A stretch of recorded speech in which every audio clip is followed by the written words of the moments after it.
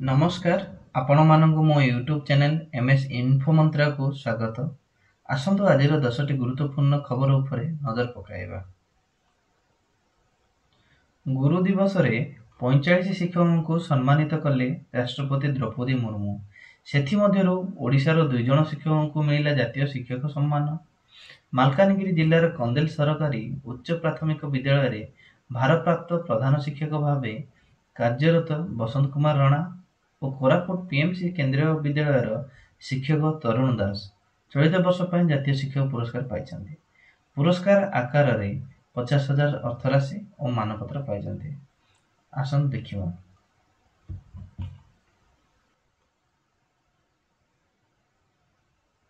ये है कोरापुट ओडिशा के पीएम श्री केंद्रीय विद्यालय के शिक्षक श्री तरुण कुमार दास। इनके कथा चित्र और my reading book and my picture my story जैसे रचनात्मक प्रयासों ने छात्रों को स्टोरी टेलर्स, फिल्म मेकर्स और इलस्ट्रेटर्स बनने में प्रोत्साहित किया है। उनके कॉन्फिडेंस और कम्युनिकेशन स्किल्स को बढ़ाया। न्यूज नेस्ट, मैडी स्पीकर और मिलेट क्रांति जैसे श्री तरुण कुमार दास के इनिशिएटिव्स को सरकार ने सराहा। उन्हें बतौर शिक्षक राष्ट्रीय पुरस्कार 2025 से सम्मानित किया जाता है। मलकानगिरी ओडिशा के government new upper primary school Kondel में प्रधानाध्यापक श्री बसंत कुमार राणा ने पारंपरिक शिक्षा में बदलाव की एक लहर पैदा की है। उनके रचनात्मक कामों में रैलियां, road shows, puppet shows, talking walls, stone alphabet and number garden जैसे अनूठे प्रयोग शामिल हैं। इससे छात्रों की उपस्थिति और कम्युनिटी एंगेजमेंट में काफी सुधार हुआ है। शिक्षा के क्षेत्र में इनके इनोवेटिव प्रयासों को सरकार ने सराहा। श्री बसंत कुमार राणा को बतौर शिक्षक राष्ट्रीय पुरस्कार 2025 से सम्मानित किया जाता है। आसंतु देखिबा परवर्ती खबर। अयोग्य हिताधिकारी को सुभद्रा योजना रो बाद दिया जीवो, योग्य हिताधिकारी को शामिल करा जीवो। एथिपाई जांच प्रक्रिया आरंभ पाई महिला और शिशु विकास विभाग पक्षरु विभिन्न विभाग को कहा जायछि। एथिरे शामिल महिला मध्यरु केते जनकर 4 चकिया जान रही से परिवहन विभाग को सुभद्रा हिताधिकारी तालिका जोगाई दिया जीवो। सेहीपरि इतिमध्य 250 जन हिताधिकारी मृत्यु होता बेले प्रकृत में केते जन प्राण हराई एवं आउ केते जीवित अछंती तार अनुसंधान दायित्व स्वास्थ्य और परिवार कल्याण विभाग को प्रदान करा जायछि। सूचना जोगे राज्य में बीजेपी सरकार आसिया पर सुभद्रा योजना राज्यर 1.24 कोटी रु अधिक महिला को 3टी किस्ती रे 15,000 टंका प्रदान कर सारी। शेष किस्ती गत मास राखी पूर्णिमा प्रदान करा जायतिला। एही योजना रे समस्त योग्य हिताधिकारी को शामिल करा जायछि बोली सरकार कहउथिबा सत्वे विभिन्न जिले में बहु संख्यक योग्य महिला एथिरु बाद पड़िबा अभियोग होई आसुछि। गुरुवार रायगड़ा जिला गुणपुर रे बहु संख्यक आदिवासी महिला उपजिलापाल निकट में अभियोग करिसंती जे सेमानक नाम रे एकर एकर जमी अछि बोली दर्शाई सेमानक आवेदन को खारज कर दिया जायछि। सेथिपाई एही भली पदक्षेप नेइछंती। परवर्ती खबर। साधारणतः जेतेबेले आमे यूपीआई माध्यम टंका पठाऊ सेतेबेले एहार सीमा 1 लाख टंका थाए, किंतु एबे 15 सेप्टेम्बर 2025 ठारो किछि निर्दिष्ट कारोबार पई एही सीमा को यथेष्ट वृद्धि करा जायछि। NPCI National Payment Corporation of India एही परिवर्तन घोषणा करिछि, जहा फल रे एबे टिकस देबा, बीमा प्रीमियम देबा, ऋण ईएमआई देबा, स्टॉक बाजार रे निवेश करिबा भली कारोबार रे 24 घंटा मध्य 10 लाख टंका पर्यंत देय करा जाय परिबो। एही वर्ष आयकर देबार शेष तारीख 15 सेप्टेम्बर 2025। एही कारणर एनपीसीआई टिकस संबंधित यूपीआई कारोबार सीमा प्रति कारोबार पई 5 लाख टंका एवं प्रति 24 घंटा पई 10 लाख टंका को वृद्धि करिछि। परवर्ती खबर। केंद्र शिक्षा मंत्रालय पक्षर प्रकाश पाइला एनआईआरएफ रैंकिंग तालिका, नेशनल इंस्टीट्यूशनल रैंकिंग फ्रेमवर्क। सामग्रिक प्रतिष्ठान तालिकार 25तम स्थान रे सोवा, 27 रे किट, 34 रे एनआईटी राउरकेला, 80 रे आईआईटी भुवनेश्वर, इंजीनियरिंग मान्यता रे 13 रे एनआईटी राउरकेला, 22 रे सोवा, 36 रे किट। सेही भली विश्वविद्यालय मान्यता रे 15 रे सोवा, 17 रे किट।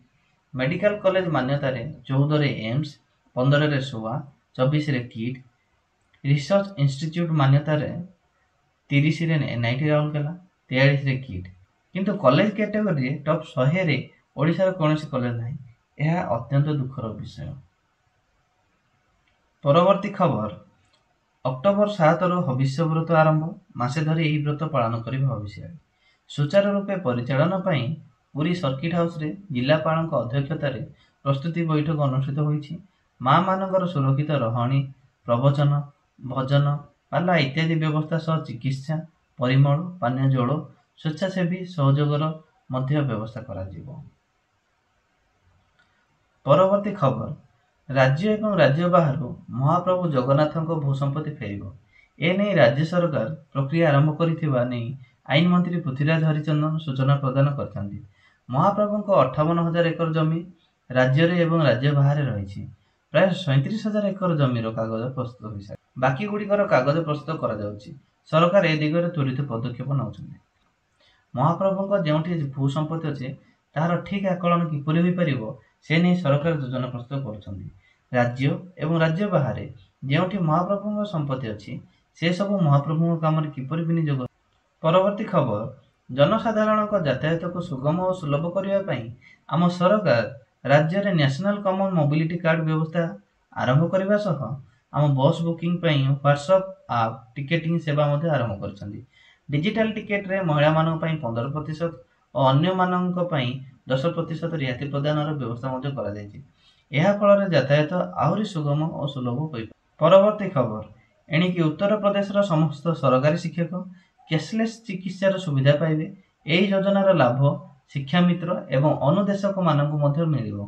ପୂର୍ବ ରାଷ୍ଟ୍ରପତି, ମହାନ ଶିକ୍ଷାବିତ୍ ତଥା ଭାରତ ରତ୍ନ ଡକ୍ଟର ସର୍ବପଲ୍ଲୀ ରାଧାକୃଷ୍ଣନଙ୍କ ଜୟନ୍ତୀ ତଥା ଗୁରୁ ଦିବସ ଅବସରରେ ଲକ୍ଷ୍ନୌରେ ଆୟୋଜିତ ଏକ କାର୍ଯ୍ୟକ୍ରମରେ ଉତ୍ତରପ୍ରଦେଶ ମୁଖ୍ୟମନ୍ତ୍ରୀ ଯୋଗୀ ଆଦିତ୍ୟନାଥ ଏହି ବଡ଼ ଘୋଷଣା କରିଛନ୍ତି। ଲକ୍ଷ୍ନୌରେ ଲୋକଭବନରେ ଆୟୋଜିତ ସମ୍ମାନ ସମାରୋହରେ ମୁଖ୍ୟମନ୍ତ୍ରୀ ଘୋଷଣା କରିଛନ୍ତି ଯେ ଏବେ ସମସ୍ତ ଶିକ୍ଷକଙ୍କୁ କ୍ୟାସଲେସ୍ ଚିକିତ୍ସା ସୁବିଧା ପ୍ରଦାନ କରାଯିବ। ଏହି ଯୋଜନାର ଲାଭ ଶିକ୍ଷାମିତ୍ର ଏବଂ ଅନୁଦେଶକମାନଙ୍କୁ ମଧ୍ୟ ମିଳିବ। କେବଳ ଏତିକି ନୁହେଁ, ଶିକ୍ଷାମିତ୍ର ଓ ଅନୁଦେଶକମାନଙ୍କ ମାନଦେୟ ମଧ୍ୟ ବୃଦ୍ଧି କରାଯିବ। ଏଥିପାଇଁ ଏକ ଉଚ୍ଚସ୍ତରୀୟ କମିଟି ଗଠନ କରାଯାଇଛି। କମିଟିର ରିପୋର୍ଟ ଶୀଘ୍ର ଆସିବ, ଯାହା ପରେ ସେମାନଙ୍କ ମାନଦେୟ ବୃଦ୍ଧି କରାଯିବ ବୋଲି ସେ କହିଛନ୍ତି। इस अवसर पर आज जब शिक्षक दिवस है तो स्वाभाविक रूप से आप सबके मन में भी होगा कि और क्या हो सकता है। हम लोग एक चीज की आज घोषणा करना चाहते हैं और वह है कि सभी शिक्षकों को, ये शिक्षक हमारे चाहे वह प्राथमिक के हों, उच्च प्राथमिक के हों, चाहे वह शासकीय सहायता प्राप्त माध्यमिक विद्यालयों के हों, अशासकीय सहायता प्राप्त महाविद्यालयों के हों या विश्व वित्त पोषित विद्यालयों के हों, महाविद्यालयों के हों, इन सबको हम कैशलेस उपचार की व्यवस्था का लाभ देंगे।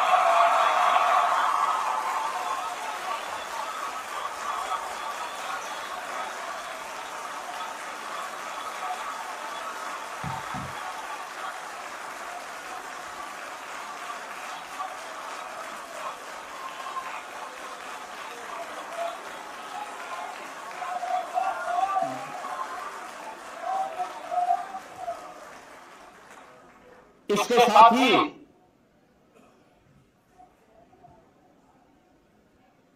शिक्षा मित्र, अनुदेशक और रसोइया को भी हम इसके साथ जोड़ेंगे।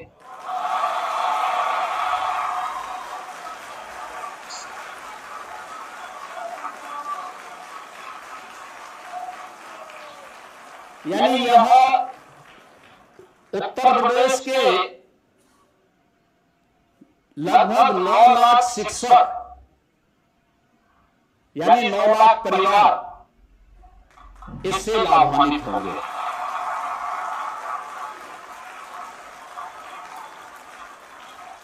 अभी हम लोग इस व्यवस्था को इसके साथ दे रहे हैं और मुझे लगता है कि ये सभी विभाग बेसिक है, माध्यमिक है या उच्च है, बहुत शीघ्र इस औपचारिकता को पूर्ण करते हुए एक कैशलेस उपचार की व्यवस्था का लाभ इन्हें उपलब्ध करवाने की दिशा में अपने कार्यक्रम को तेजी के साथ आगे बढ़ाएं, एक समय सीमा के अंदर इसको पूरा कर लें जिससे इस सुविधा सबको प्राप्त हो सके।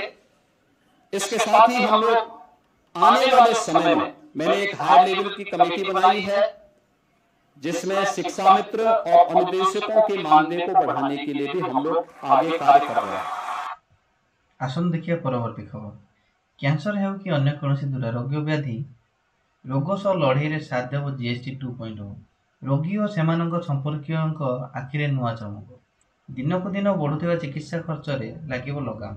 सस्ता हेब मेडिसिन, चिकित्सा उपकरण और चषमा। परवर्ती खबर। नेपाल सरकार गुरुवार एक बड़ पदक्षेप नहीं फेसबुक, इंस्टाग्राम, यूट्यूब और एक्स समेत 26 सोशल मीडिया आप उपरे प्रतिबंधक लगाई। नेपाल जनता एवं यह प्लाटफर्म गुड़ी व्यवहार करें। सरकार यह कंपनी मानू नेपाल में निजक पंजीकरण करने को निर्देश देते किंतु निर्धारित समय सीमा मध्य पंजीकरण न कर कार्यानुष्ठान नि। तेबे आशा करुच्ची आज गुरुत्वपूर्ण खबर गुड़िक आपण मानक भल लगी। जदि भल लगी थाए आगक यही वीडियो और अत्यंत जरूरी सूचना पाइबापी चैनल को सब्सक्राइब करने सहित वीडियोटी को लाइक एवं शेयर करेंगे बोली मोर आशा। आपण मानक दिन शुभमय हो। पुणी थरे देखिबा नुआ अपडेट सहित। रहिले नमस्कार।